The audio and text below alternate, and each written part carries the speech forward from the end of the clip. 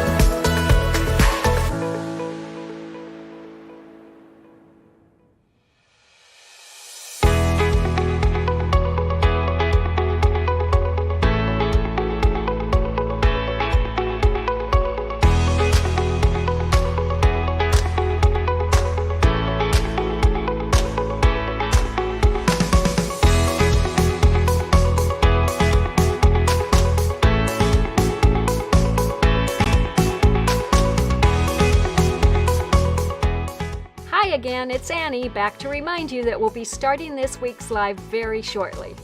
We've got a really fun episode planned for today, and we'll see you soon.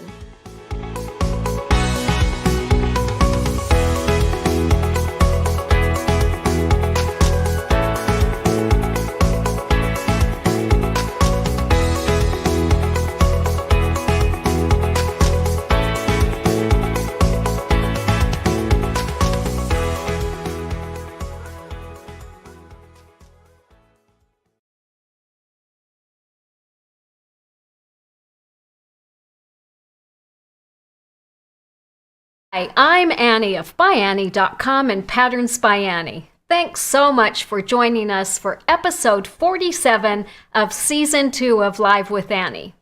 Today we're going to showcase some fun projects made using some new seasonal fabrics from Michael Miller Fabrics. They are sure to put you in the holiday spirit. We are happy to be back after a bit of a break, and thank you for making the time to be with us again this week.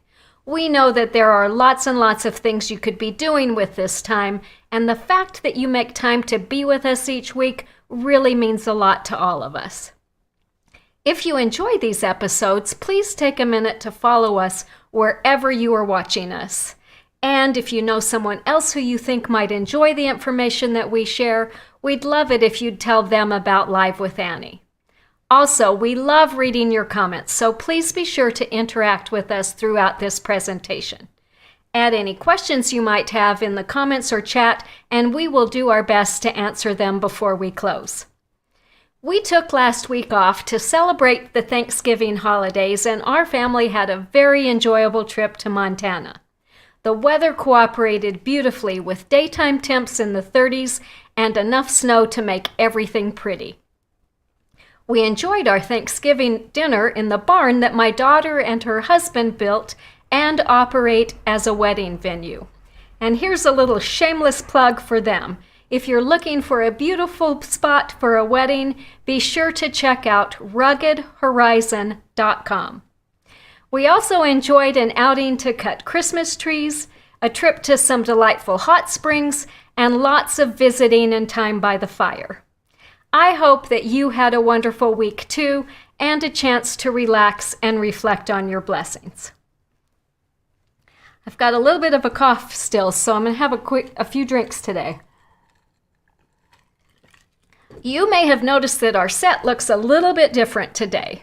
Jake is still busy working on videos for our new patterns and has pretty much dismantled the video studio in order to finish filming B-roll. Rather than make him take time to put things back together just to film today's live, we decided to set things up in the sewing studio today.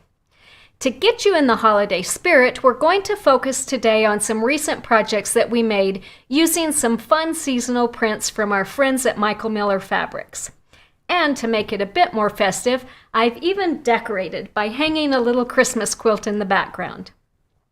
It's one of the very first quilts I ever made and has been part of our family Christmas decor for over 40 years.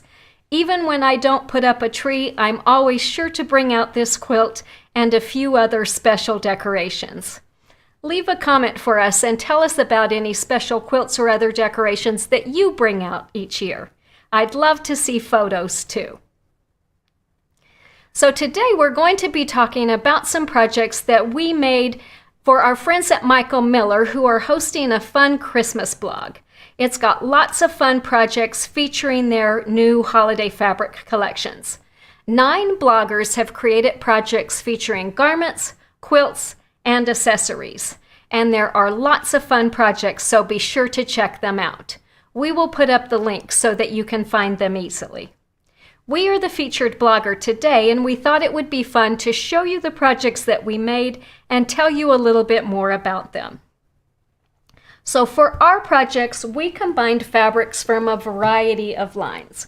And we chose an assortment of fabrics in traditional Christmas colors with some hints of gold metallic, such as these fun little gnomes and some vintage holiday plaids. We also chose some fabrics with more wintry colors in blues and grays and designs that featured ice skating and other seasonal motifs from their Most Wonderful Time of the Year line. There was such a fun variety of fabrics in this seasonal lineup, and they are going to be perfect for decorating all winter long. I'm going to scoot these out of the way so I don't knock them all over. And we're going to talk first about this. So gnomes continue to be really trendy and popular, and we thought they would be really fun to make some soft-sided bins using our Contain Yourself pattern. So we featured them on this medium-sized bin and used a snowy red print from the Most Wonderful Time of the Year collection as a coordinate. To accompany this bin, we also made 2 smaller baskets, and for it we used the holiday plaid from the Vintage Christmas line and combined it with the snowy green print. To mix things up, we alternated the fabrics on these 2 small baskets. So on this one, we used the plaid as the main and the snowy green as the lining, and then we switched it around and used the plaid on the lining of this one and the snowy green on the outside. So these are going to be handy little containers, perfect for holding Christmas cards, small gifts, ornaments, or chocolate all season long. In addition to the small and medium bins, we didn't make the big one, but the pattern does include instructions for a large bin too. This is one that we made with some fabric from K Facet that's part of his Shot Cottons line.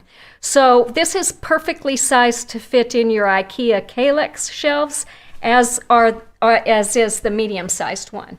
Once you've mastered the technique, the pattern also includes handy formulas and tips for designing your own custom bins of any size. And you will especially love having custom containers for all your storage needs. The projects use just minimal amounts of fabric and supplies, just 1 yard of main fabric, 1 yard of lining fabric, and 1 yard of soft and stable will make 1 large, 1 medium, and 2 small bins. Here are a few tips to keep in mind if you want to make your own soft-sided bins for Christmas or any time of year. So one thing especially to know, each bin is made from 1 piece of fabric that folds around to make the front, the bottom, and the sides of the bin. If you have made our free pattern petit-four baskets, the techniques to make these are going to be very familiar to you.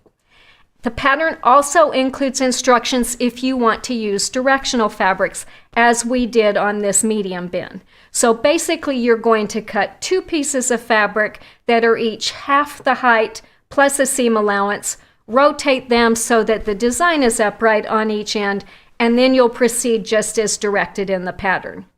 The other thing that's important to understand is how the dimensions for the bins work so that you can plan how to orient your fabrics. So when you look in the pattern, this is the height, the distance from the top to the bottom.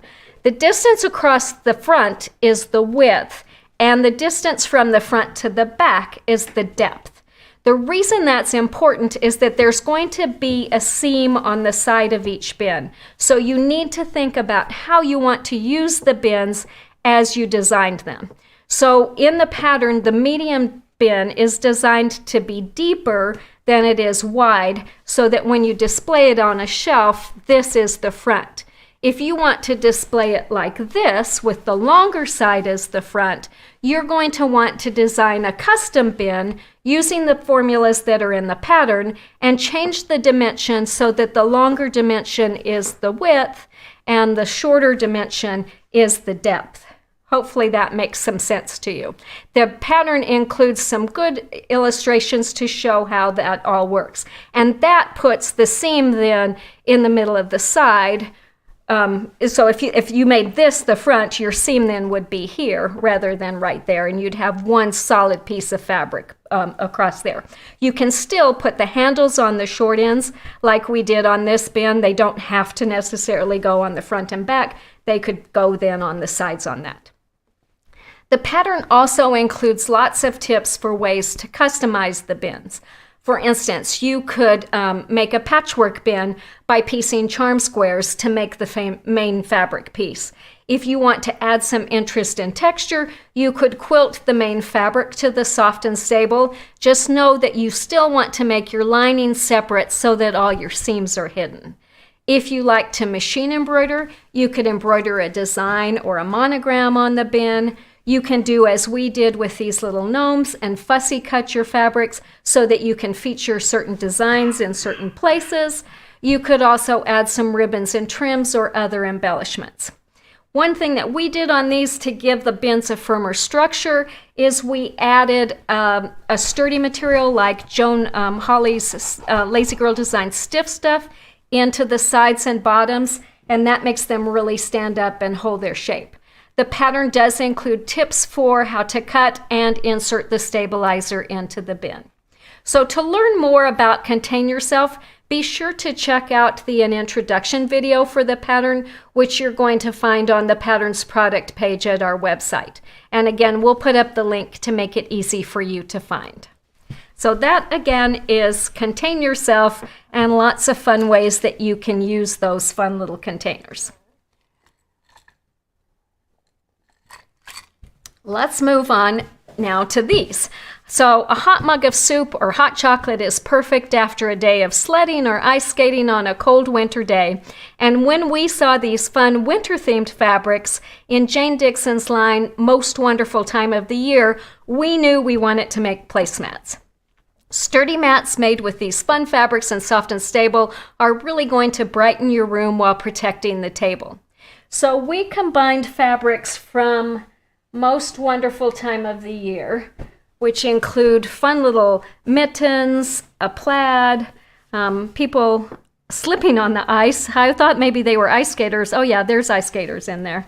People walking their dogs, snowflakes, lots of fun ones. And then we added a few in from another line called Gradations, which had fun black and white prints to kind of break it up and make it a little more interesting. And we used a variety of our patterns to make a set of 6 sturdy placemats.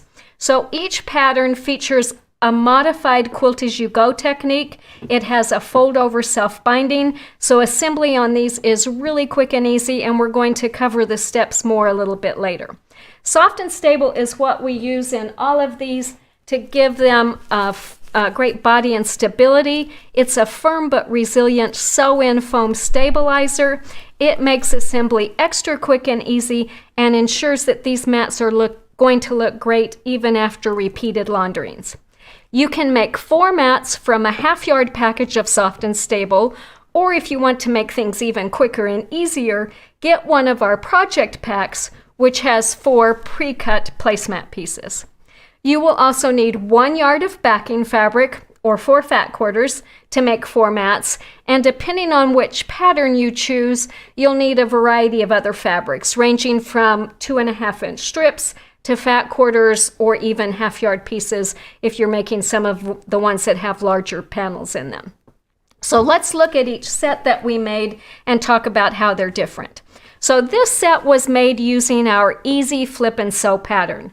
It's the perfect pattern when you have a fun focus fabric, such as these ice skaters and these people that are walking their dogs. So we used the focus fabrics for the larger pieces, and we added some quilting lines in those to add a little bit of texture and interest. One thing to pay attention to is if you're using directional fabrics, as we did, be sure to pay attention to how you cut them so that your designs are going the way you want them to. We then used a variety of the coordinating prints for the pieced borders, and as you can see, one mat has a pieced border that's on the side.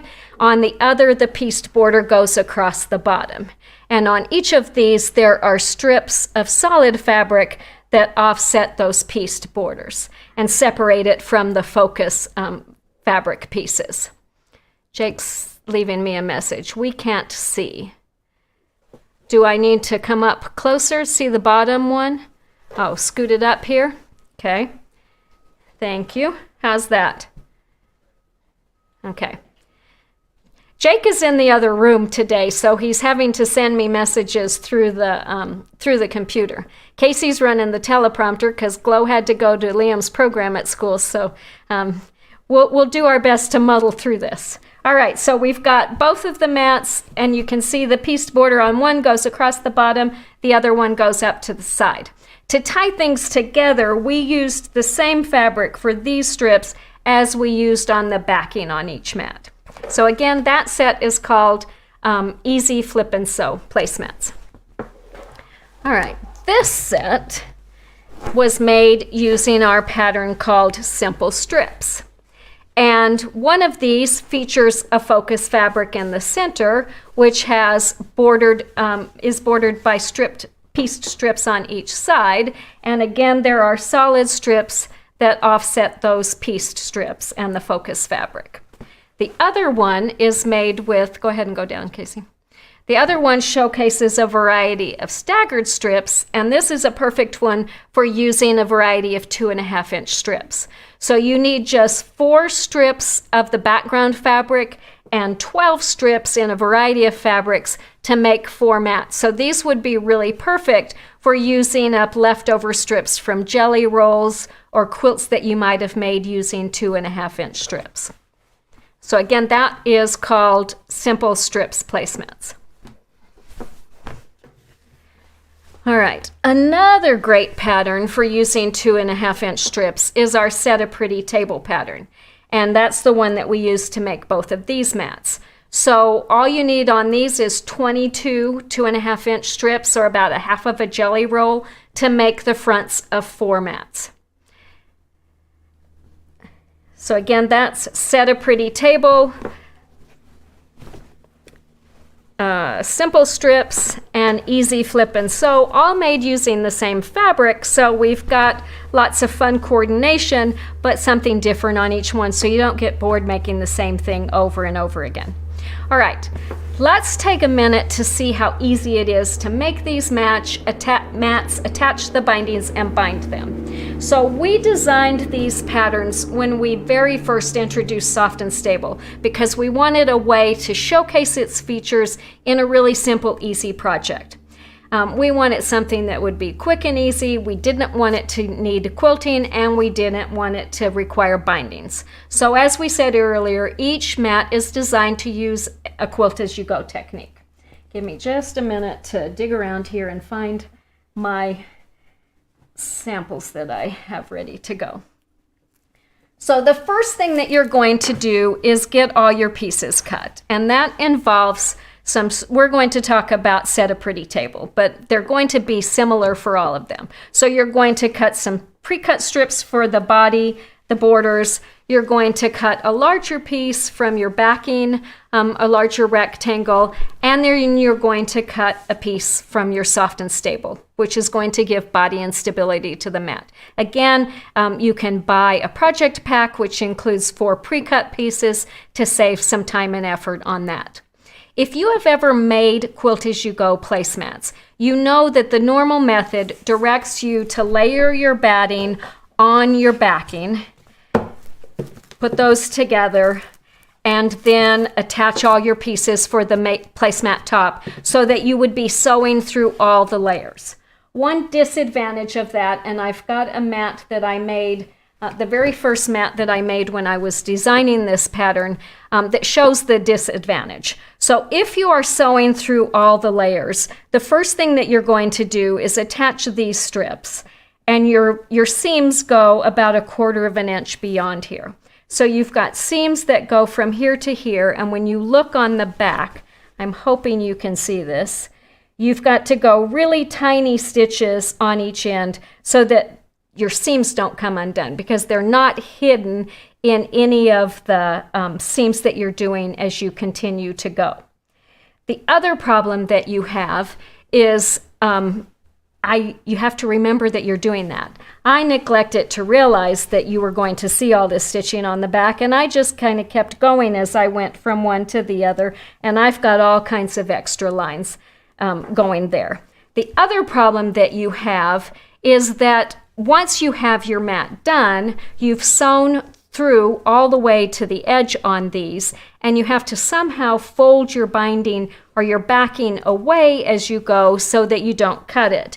And if you look closely at this mat, you're going to see right here that I've got a little bit of a spot where I did actually end up cutting the binding, so I had to put a little Band-Aid on to cover that up. That was the point when I realized that I could avoid all those problems if I just modified the method that I was using.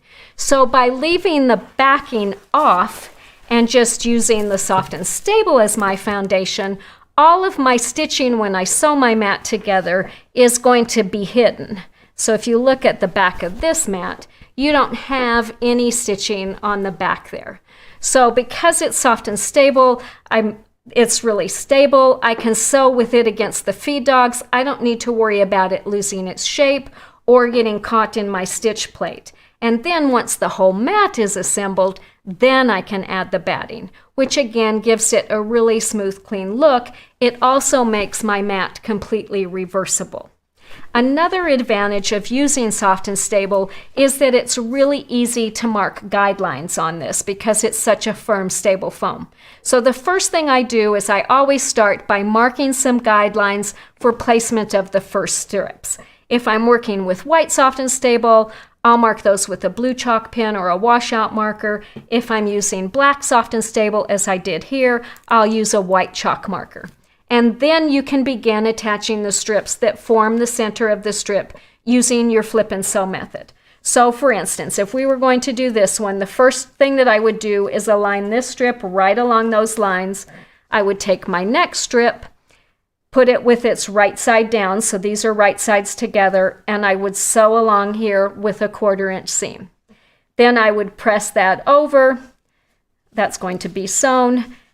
Press it down, add my next one, and continue going until I have all of my strips in place for the center of the mat, pressing it as I go.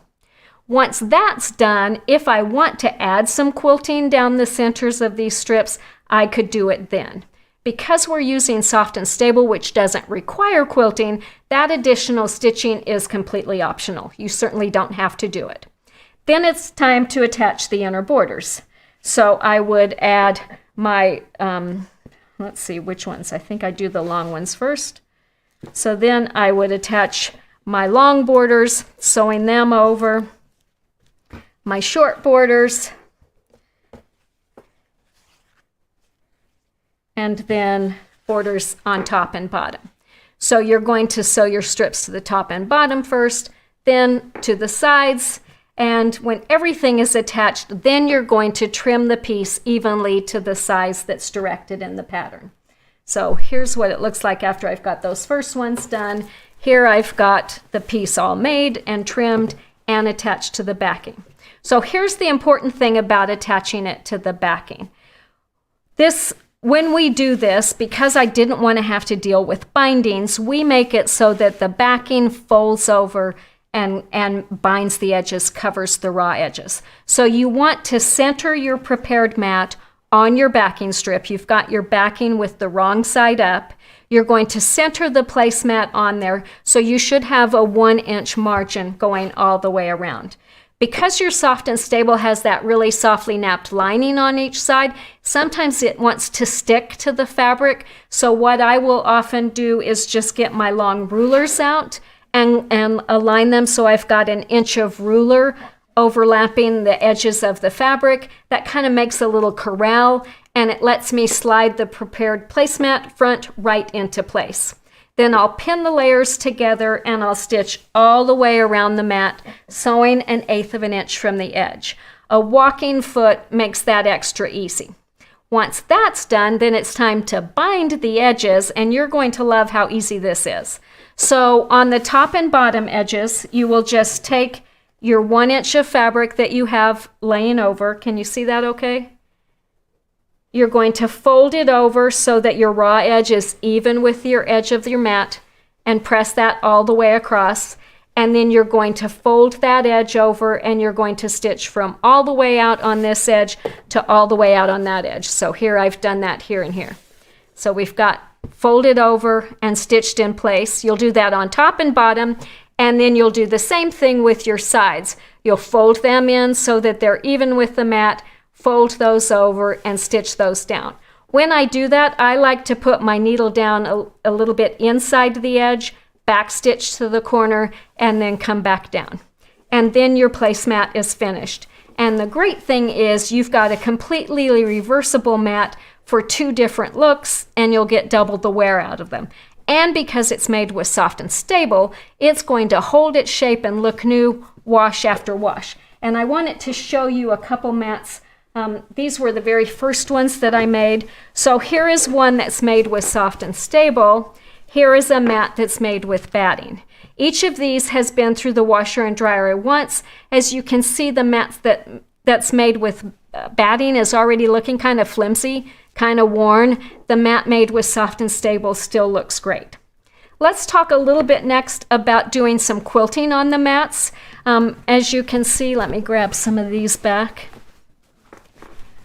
We didn't do any quilting on these mats. If you were making these with batting that has to be quilted every 2 to 3 inches, you would need to add some quilting lines, at least in these larger pieces, so that the batting would be held together but when you wash it. As we said earlier, on this set, we did choose to add some quilting lines, so we stitched vertical lines about 1 inch apart across the big piece. And as you can see, those go only through the top layer and Soft and Stable. They don't go through the backing. So I still have a nice, clean, smooth back and a completely reversible mat that looks as good as on the back as it looks on the front. And as you can see, I can pull this backing away from the mat, but when I let go, the Soft and Stable acts like a magnet and pulls it right back into place. So those are fun mats made using Soft and Stable and these fun new fabrics, holiday fabrics from Michael Miller. I hope you enjoyed seeing those and that they gave you some ideas for ways that you can brighten your home this season too. As always, please ask for these patterns, fabrics, and supplies at your favorite local quilt shop. These shops are such an important part of our sewing and quilting community, and it is up to all of us to keep them strong and vibrant. Remember, if they don't have these products, they can certainly get them, either from their favorite distributor or from us. We are very happy to set up a wholesale account for them, so please ask them to contact us for more information. Looks like Casey was going to type in a question. What machine do you have next to you? Okay, so this is a Bernina 530. It's one of their limited edition ones that came with a gold foot. It's the machine that we have for everybody in our sewing studio. I've sewn on Berninas since I started sewing many years ago. And I love that they have a strong motor. They go through lots of layers easily, but it's certainly not the top of the line machine. But yeah, this is a Bernina 530, and I don't think they make these anymore. They now have a 535, which has a lot more features on it. And Casey, I'm going to go beyond that because I am talking about that at the end. All right, it's time now for our featured local quilt shop of the week. One of our favorite events each year is our local quilt shop contest, which we celebrate in February. And during that contest, we encourage you to vote for your favorite local quilt shop and share a little bit about what makes them so special. And to continue the fun and support of those businesses, each week we highlight a store and some of their voter submissions during Live with Annie. So this week we are traveling to Simsbury, Connecticut to visit Sew Inspired Quilt Shop. They are located inside the Fiddler's Green complex in Simsbury's beautiful Farmington Valley. And Sew Inspired Quilt Shop is a fun and friendly shop, and they offer the industry's latest fabrics, books, patterns, and quilting notions. They are also an award-winning handy quilter dealer. The store's mission is to encourage creativity by providing you with high-quality products, exceptional education, and personalized service. Customers who voted for Sew Inspired Quilt Shop in this year's LQS contest praised the store's staff and selection, as well as the wonderful sense of community in the shop. Lisa wrote, "Viv and her crew are very helpful and always willing to show you something new. However, the thing I like best is the neat and tidy feel you get when walking in. Everything is in its place, nothing's on the floor. The lighting is great, and even the sales room is organized by color. It is so easy to find what you need. And finally, the selection of fabric is superb. I think Viv's selection of fabric is chosen with me in mind. I just wish I had enough time and money to spend it all there." I think we can all relate to that in our local quilt shops. Lori listed many qualities that she appreciates in the store's incredible staff. They're always kind and helpful, eager to assist in locating the perfect notion, and so very helpful in opinions and suggestions when coordinating fabric to help achieve beautiful quilts. Pamela also praised the store's outstanding staff and added, "The classes and events are fun, educational, and inspiring. I've been sewing since I was 10, quilting since I was 16, yet at the age of 67, I learn something new every time I participate in one of Sew Inspired's events." That's awesome. Note that the store will have a ByAnnie trunk show featuring our pattern Night and Day on display in the store from November 19th to December 19th. And in January, their Barn Star Sampler Sew-Along begins, and in the summer of 2023, they will be participating in the first All New England Shop Hop. So be sure to stop in and check things out and tell Viv and her team that Annie sent you. We want to thank you again, say thank you again to everyone who joined us today. We are going to be back next Wednesday at 2 p.m. Mountain Time with a really extra fun episode of Live with Annie.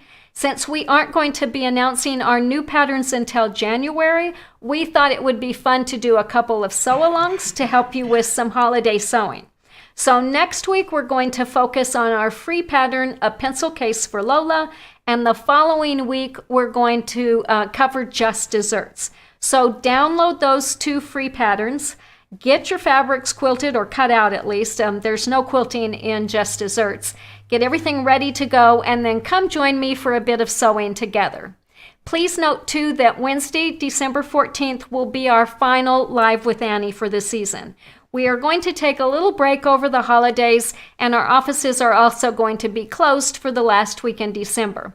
But we'll be back on January 11th, which is Wednesday, 2023, for Season 3 of Live with Annie. We're busy planning that year's episodes now. If you have any suggestions for what you'd like us to cover or any other comments, please leave a comment in today's live or shoot us an email at info@ByAnnie.com. And until next week, happy stitching.